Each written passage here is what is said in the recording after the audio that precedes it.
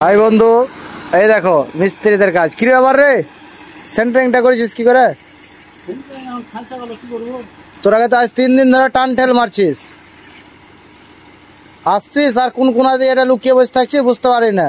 আর টান ঠেল গেলা মারিস না। আজ এই অবস্থা ঢালাইয়ের দিনে। এই দেখো এই সব ছেলেবেলাকে কাজে পাঠাচ্ছি, আর এই বাবলা তলায় এরা কোথায় কোথায় লুকিয়ে থাকছে খুঁজে পাই না। আর ছটা টাইম বাজছে আর একদম হাজরি। কি বলবো, আজ 3 দিন ধরে এইটেছে। এই দেখো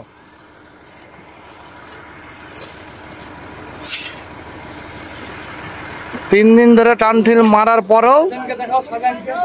মারার পরেও এই অবস্থা। এর আগেও 2 জায়গা ফেঁসে গেছিল। কি বলবো, আর কিছু বলার নাই। কিছু বলতে গেলেই হেডমিস্ত্রি ভালো না, খ্যাচ খ্যাচ করছে, অনেক রকম কথা বলবে। গ্রামে প্রেস্টিজ ডাউন হবে, কেরিয়ার নষ্ট হবে, এ লেগে কিছু যা ইচ্ছা তাই করছে। কি করা যাবে?